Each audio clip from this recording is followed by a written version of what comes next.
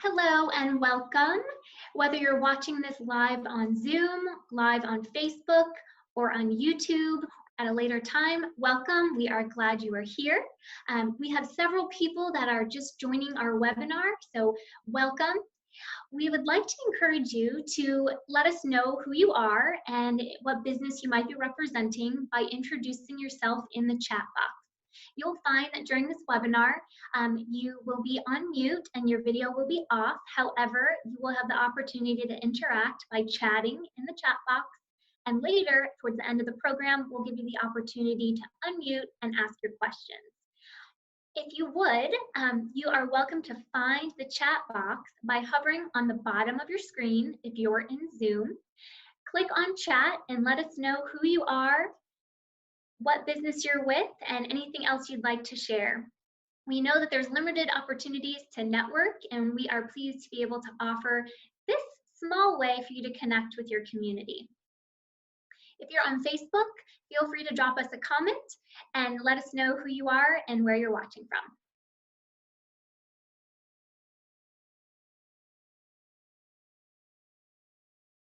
I'm pleased to see many people introducing themselves in the chat box. Take a look at those that are introducing themselves and say hi. It looks like we have the majority of our participants that have joined, so we'll go ahead and get started. I'm pleased to introduce Betsy Gardner-Eckbert, President and CEO of the Winter Park Chamber of Commerce. Thank you, Amy, and welcome all of you to our Winter Park Professional Women virtual event. We're so excited to have you all with us. We've folded this into our Securing Your Business webinar series, which we've been doing for over a month now. I'm pleased to say our team has done a terrific job of pivoting to create a virtual Chamber of Commerce experience for our community. And we've had speakers ranging from U.S. Congresswoman Stephanie Murphy, people from our county attorney's office to go over the stay-at-home order, and local businesses with creative innovations and pivots to share with our community. So we're delighted that we're able to provide this content free of charge, and we welcome you on Facebook Live, Facebook Evergreen, and then up on YouTube afterwards as well. So we hope this content will be helpful for our whole community during and after this acute period of crisis. Our mission is to convene people and ideas for the benefit of our businesses and our community. So it's a thrill to be able to deliver on this mission promise as we move into a stay-at-home model for delivering services to our community.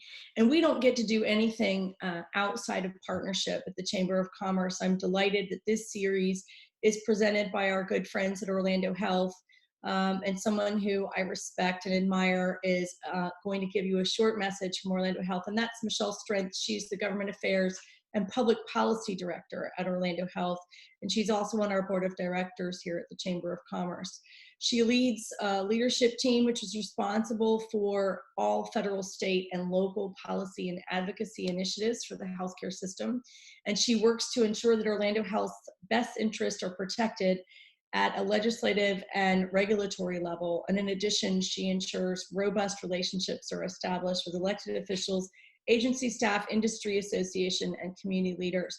We are incredibly fortunate to collaborate with Michelle Strength. And Michelle, welcome. We're glad to have you to deliver the Orlando Health message today.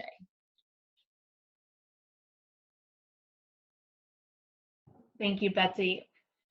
You know, Orlando Health is so proud to be a trustee of this chamber and to engage in so many opportunities with this chamber. And I can't thank you guys enough for how you have supported this community through this challenging times, and specifically have supported Orlando Health. And we have, as you guys know, 9 hospitals throughout this region. We're the Level 1 Trauma Center, and you know, I would be remiss if I first didn't thank this community for the way that you have supported us and our healthcare workers as we have served the community, and as many have through these challenging times with the COVID virus and what our community has been walking through. And you know, we want to be here to serve you with your healthcare needs, and we have our virtual health program and our telemedicine program, so that if you have needs that arise now that you need service, check us out, and we would love to serve you through our virtual health program that we have. And so just know that we are here to continue to serve, and will be over the next coming months as we all kind of continue this journey with COVID, and continue this journey that our community is going through. And I know I'm excited to hear Kim. I know I've got a 5 and 6 year old, so I'm interested in hearing how I tidy up at home, and once I return back to the office and no longer working home, how I tidy up my office space. So Orlando Health is very proud to be a sponsor of this series, and I'm excited to see how you guys are bringing this program virtually, and are excited as down the road we're able to meet and congregate together through this virtual matter, and also together in person down the road. Thank you. Thank you, Michelle. We are so grateful for all of the people working on the front line, especially at your hospital system, and we hope that you'll extend to your team our thanks and appreciation for everything you all are doing to keep the engine running so well in Orange County. Right now, we seem to be doing really well with this crisis from a healthcare perspective, and we're grateful to Orlando Health for their many contributions to our health and security right now. This time, I'm going to hand it over to Jen Bishop to introduce our speaker.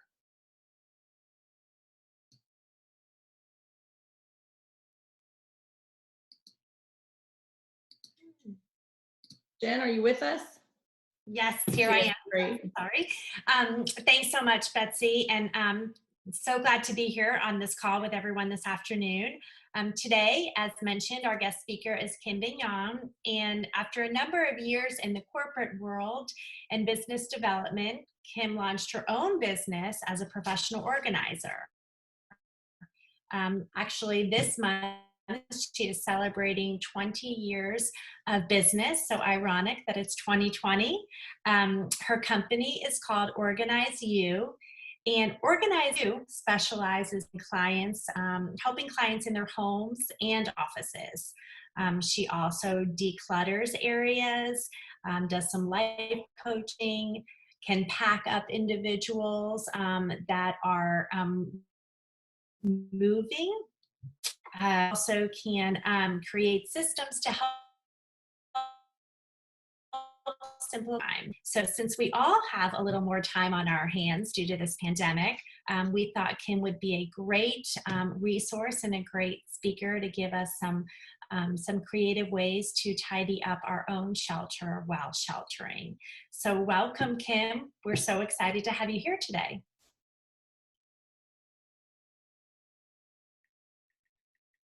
Hey, can you see me? Can you hear me? Can you hear me? Yes, we can now. Okay, good. Thank you so much, Jen, for the warm welcome. And thank you, Betsy, for including me in your webinar series this month. I'm excited to be here talking about my favorite thing, which is getting organized and loving our homes well. How is everybody doing out there? This is a crazy time, and we don't know how long it's going to last, but we may as well make the best of it while we're here, and while we can focus on things that we may not have enough time to do when we're out in the world running and doing our lives. For 20 years, when my clients have been asking me, you know, when is a good time to get organized? Well, I would say any time is a great time to get organized, but now we are forced in a position where we have literally been sent home, the door has been locked, and we're here in our space staring at the walls, maybe bouncing off the walls while we're working, and children are home and we're teaching our kids.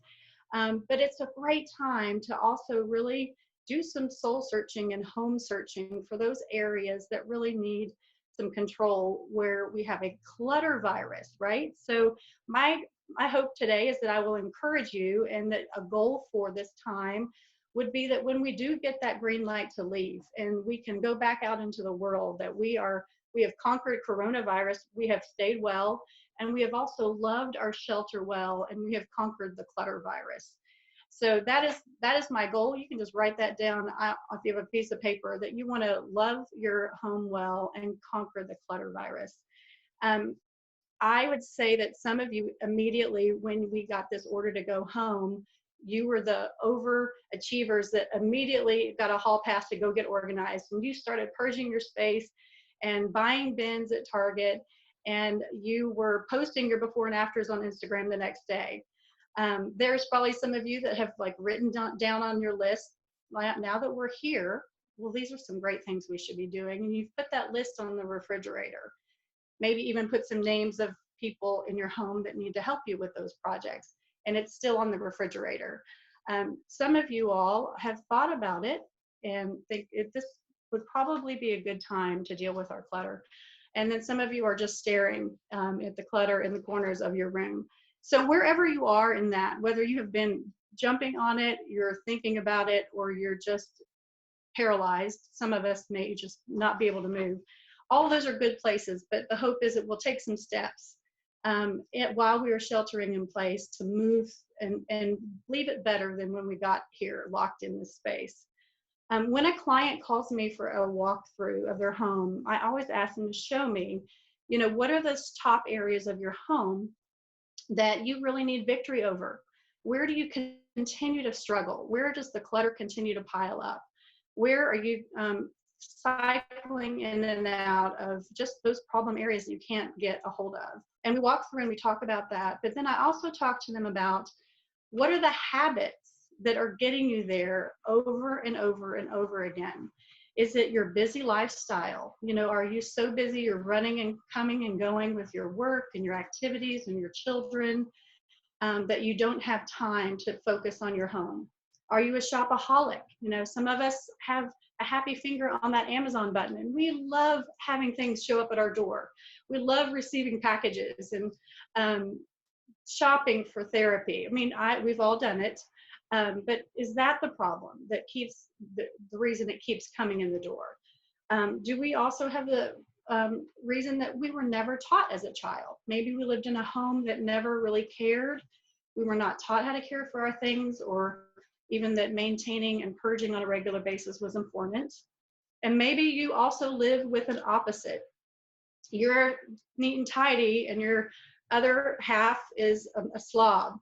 And you haven't found a place to meet in the middle or work through it. You just continue to have this struggle, and so it continues to pile up and it continues to be a problem. So we have to think first, before we tidy up our place, why do we keep getting to this place? And so think about that while you're in your homes with your spouse, significant other, children, roommates, whatever. What is it that keeps getting you to this place? So identify the tough areas and identify the reasons why, and start to take some small steps towards stopping the madness, so to speak. Tiffany's going to pop up a quote from an author that I love. Her name is Alexandra Stoddard, and a friend of mine sent this to me literally the week before lockdown happened. And I love this because it's good for any time, but particularly now, to make, while we can, our home a sacred place seems to me the greatest opportunity and challenge of a lifetime. And that is true. It is, we have this opportunity to take care of some business, so to speak, to love our home well, to love our people well, even though some of us want to strangle them. And it's also a challenge because we are all locked in together, trying to make it happen and trying to keep things smooth and trying to continue to work in this strange situation and keep our children educated. So that is my goal, is that we would also have a focus of what places do I need to bring some sacred into my home while I am sheltering in place. For 20 years, I've heard my clients say that, Kim, I just want my home to be a place that says welcome. I want my home to be a place that is a safe place to land. I want my home not to be a burden. How often do we walk in the door and we're just overwhelmed by all that needs to be done because we are living with so much excess. And I want it to be a safe place to land and not a place of perfection. We're not looking for absolute perfection, because if you have little children that are in that busy season, it's like shoveling in a snowstorm. It's not going to be perfect. There's a difference in messy and just cluttered, overwhelmed clutter. So think about that. What do you want? Do you want your home to be a safe place to land and a place that says welcome, not just for the people coming in it, but also for yourself, because this is your haven too. The problem we have, though, is that we have an epidemic of clutter. We live a cluttered lifestyle because we are such consumers in this country, and it is really a problem. I've heard that someone said once that clutter isn't just the stuff on your floor, but it's anything that gets between you and the life that you want to live. So what does that look like? What does the life you want to live look like? Because we are lives that are living under clutter and out of control. And we need to just stop the volume of it coming in. And so it stops with you. Like, you can make that decision and start making those changes to get there. Another thing I know and that I've learned in all these years is that you can't organize clutter. You have to let it go. Because you just stuff it here and you stuff it there and you think, oh, but I have a memory attached to that. Oh, but I might use that one day, maybe.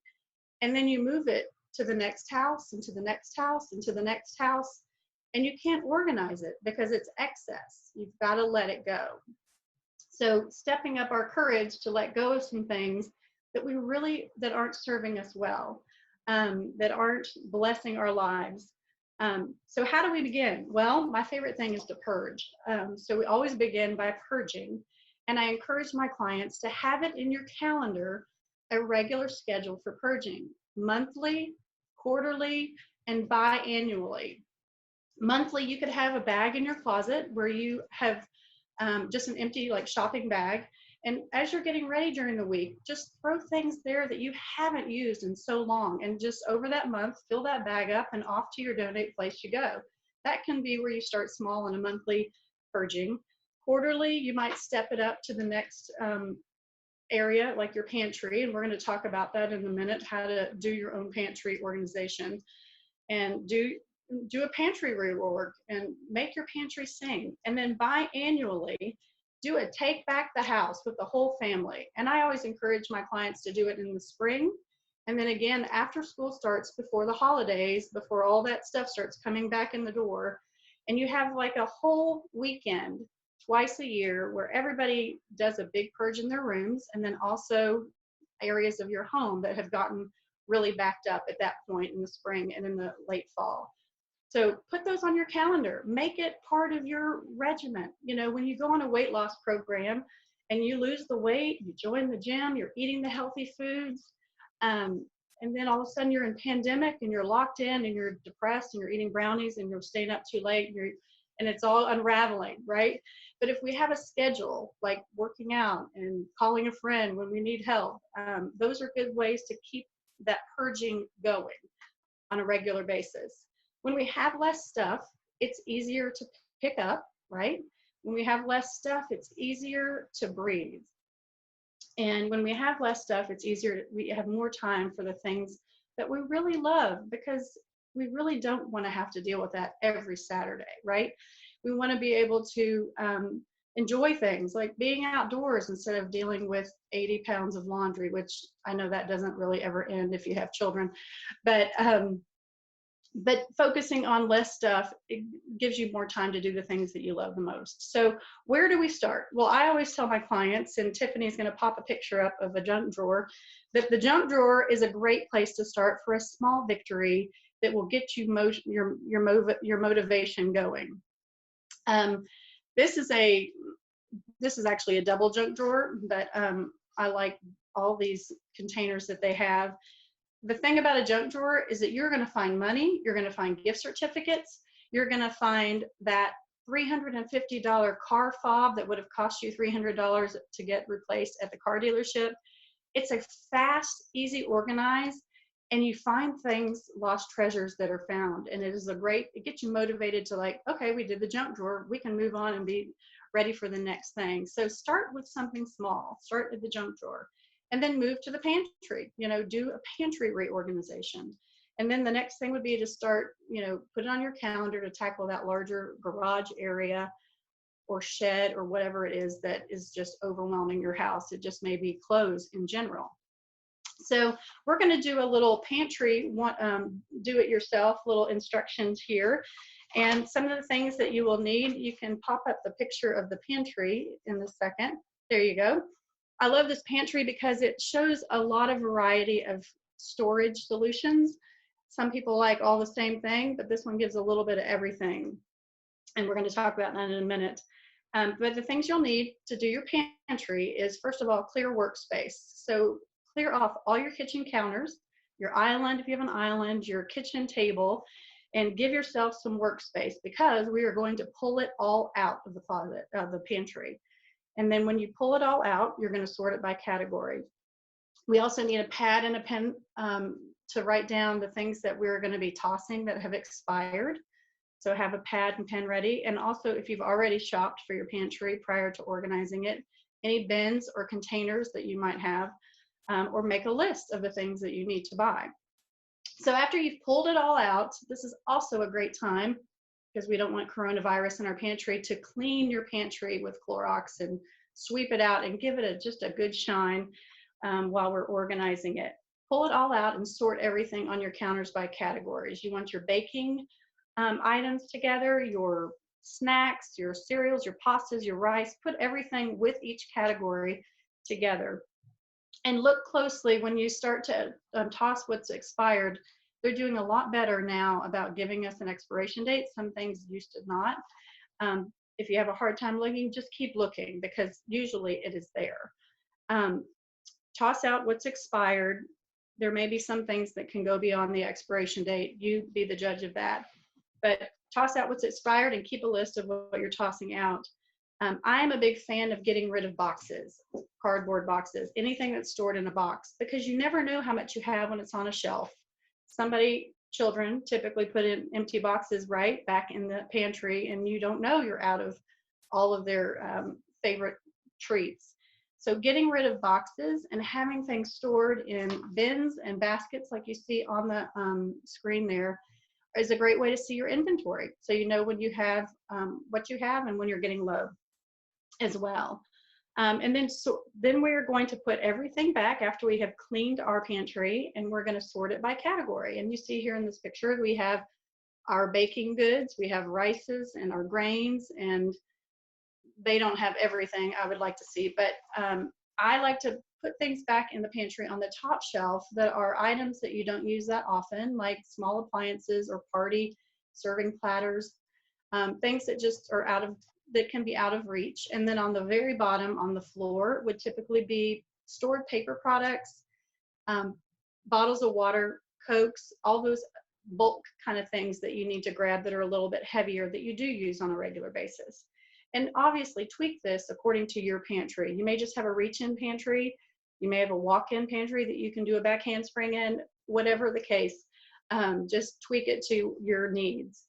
And then another thing I like to do is keep a list on the pantry door or inside the pantry on the wall or on your fridge, whichever you prefer. And as you run out of things, you just write it down, and it's right there when you have to head off to the grocery store with your mask and your gloves to buy your items. So those are some great ideas for how to just get started in the pantry and not be overwhelmed by all the stuff. But also with coronavirus, it's a great time to also clean that space as well. All right, the next thing, you can take that one down, Tiffany, we're going to talk a little bit about is our clothes closet, because that is always a problem. This is a closet I did with a client, and I chose this one to share because it's kind of the middle size. It's not a small reach-in, it's not a huge walk-in, and it's a husband and wife that share the space. I didn't have the before. I could not find the before, but just to give you a visual, we could not walk in this closet, and there was no shoes on the shelves, and there were boxes and children's toys, and they have 3 children under 5, and so it was, their playhouse as well. This is a nice goal to have because you can see that they can see exactly what they're using, what they will be using. So the same thing with a closet is that things you will need is a pen and a pad in case you toss something out that you need to replace, like a pair of black pants that were torn, boxes for sorting, to donate, to toss. You may have some items to sell or items to just give away to a friend. And also you'll need boxes for trash or garbage bags for trash, as well as for what to give away. If you have a friend that's your size that you'd like to share your clothes with, that's also a good one, good category to have. We typically wear our clothes 20% of our clothes 80% of the time. We just don't use everything we have. And a lot of times, you know, if you think about it, when you're in your closet, what are the questions that you would ask? You know, is it torn or is it worn? Have I not worn it in 5 years? Would I buy it today if I was shopping today? You know, that cute shirt you hold up. Would I buy this today? Is it something I would really spend money on? If not, it goes out. The other thing is hangers. I brought a little visual for hangers. I do not like wire hangers, mommy dearest, at all. But the one exception is if you are someone who dry cleans a lot, or your husband's shirts are dry cleaned, have a section in your closet where the dry cleaning just lives. And those are not, it's just not worth your time changing out the hangers. But having hangers that are uniform, like tubular hangers, these are my preference. You can get them with the little notches for skinny sleeves, or hangers that are suede, these velvet hangers, I guess, that are skinny, and they maximize your space if you have a small space and you need more room for your clothes. So those are great to do, but hangers are a good thing to purge out. And you will find when you throw out the bad hangers, the hangers that came from the store where you bought the clothes, the wire hangers, you will recapture a lot of space in your closet just getting rid of the bad hangers. So do a real inventory of that, and then go shopping for some new hangers to make your space look tidy. And then the next thing you would do is shop for, after you've cleaned out your closet with some Clorox and vacuumed it out, what storage solutions do I need? Do I need a shoe rack? Do I need shoe boxes to store my shoe boxes in labeled boxes? Do I need hat boxes to keep my hats from getting dusty up top? Just make a list as you're doing it and work piece by piece. When you sort it out, after you've brought it all out in your bedroom, put your clothes on the bed, put your shoes on the floor on one side, and all your purses and belts and accessories on another. And then just start really thinking, what do I need, and what am I wearing, and what am I using, and what am I not? And then just live with what you have space for. So that is that for the Closet Organizing 101. One other thing I wanted to share with you too that is a little less home clutter, but it's a good, and you can take that down, Tiffany. For now, I did a post on this a couple of days ago, and it's a 911 folder in case of an emergency for Kim, and of course I have my dog on here because he is my roommate. That last fall I was really sick, and I was coughing so much that I literally in the middle of the night thought I'd ruptured my appendix, right? And I panicked that I would have to have surgery, or like our people now that we're seeing on the news are rushed to the hospital and put on ventilators and can't speak for themselves. Who knows my information? Who knows where my stuff is? Who can take care of my animal or my children? And it's good to have this in this time that we're in right now. It's good to have this plan. And inside of it, what I have included is a list of all of my contacts, my friends, my family, where their numbers and where they live, a list of all of my medications that I take, how much I take, and how often I take it. That's also something good to have in your purse. When you go to the doctor and they say, what are you taking? And then you can just hand that right to them. The next thing I have in my folder is a list of all the doctor visits just in the past year that I have had, and any tests and the results of my tests. Because if I can't speak, they'll know that someone can share that with them over the phone if they can't go into the hospital because of coronavirus. And then the last thing is I have a copy of my driver's license and my medical cards as well. And then this side is all the instructions for my dog. He's 16 and he has a lot of needs, foods, medicines, and his just general care, so that somebody knows what to do with him when I am not able to take care of him. Tell somebody where that folder is. Let somebody know your information. Maybe even have a power of attorney list in there for somebody that can make decisions on your behalf when you cannot. So this is a crazy time we're living in right now. I think it's so important to have something like that pulled together for you and your families and those that depend on you as well. The last thing that Jen wanted me to share with you all is where to donate right now. We I did a lot of calls because things have been closing down in the last few weeks, and I could not get through to Goodwill. However, if you go to their website, they are all open.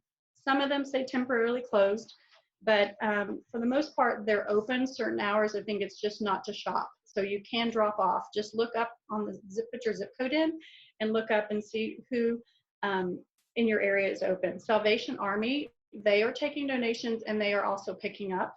One Heart Ministry in College Park is open for donations. Mustard Seed is open for donations, and the Orlando Union Rescue Mission are open for donations, and they will begin picking up again in May. So those are all the places that I could get a hold of to give you some idea. And if you don't, you can't get to the place where you need to donate it right away, or they're not open, your church is also a great place. You have a church person to call to say, where do we donate this? Do you have families in need we could pass this on to? They could help you as well. But just store it in the garage until we get that green light go and we're back in the world, and hopefully a little change, that we have taken a good look around our house and thought, what is it we can improve? How can we make this place a place of welcome for ourselves and the people that enter our homes? And how can we leave behind and conquer coronavirus and also conquer the clutter virus? So that is what we have today to share. If Michelle or Tiffany wanted to pop up my information, if anybody has any further questions or information they would like to ask about, you can call me at this number or reach out on my email or my website at organizeyouco.com. So thank you very much. Thank you, Kim. And for those that are on the Zoom call, we are able to take some questions if you would like to ask a question. We also do have a couple of comments coming through. Kim, we do have one question already, and that is, what are your tips about mail? Oh, mail. Well, always open mail over the garbage. When as soon as it comes in, you can't deal with it right away, then have a spot for it. I would definitely have a designated spot for the mail that everybody knows about, but always open your mail over the garbage or the recycle, because 9 times out of 10, more than half of it ends up going in the recycle anyway. And that's what happens with mail, is we pile it up, and then the next one comes in and it piles up, and before you know it, we don't even know the important papers because they're buried under all the unimportant papers. That's such a great tip. Thank you.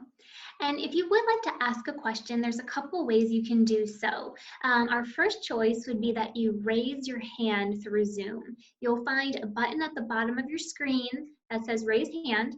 If you virtually raise your hand, I'll unmute you and you can ask Kim your question directly. While we're waiting to see if anyone would like to verbally ask a question, I'll read through a couple of comments, Kim, that we have in the chat. So okay.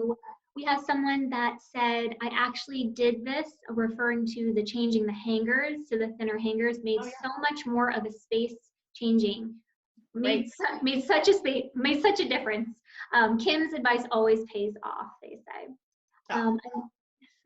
Wendy says, I love the 911 folder idea. And another person says they're currently working on one now. Lots of good comments about that 911 folder idea. Also a comment about how that folder idea is great for also elderly parents. Yes. As well. Okay, let's see. Do we have any other questions? Any other questions? I don't see any coming through. Oh, we have one. What are your guidelines for sentimental items? Oh, that's a loaded question. Well, I had a post the other day, actually, that I commented on, that a client was overwhelmed that her mother said, I hope when I'm gone that you will not just throw all of my things away. And we feel like that too, right? But not everything is sentimental to the people we are going to leave it for. You know, we came into this world with nothing. We're taking nothing out of this world. We're not pulling a hearse, U-Haul behind our hearse. So what are the things that are a real treasure that you can enjoy now, or that your children have even expressed, I would like to have that? But not every tchotchke, every photo, we take too many photos, you know, start getting rid of photos. We have way too many photos. And someday you're going to have to leave that for somebody else to deal with. So sift out the most precious and let the rest go.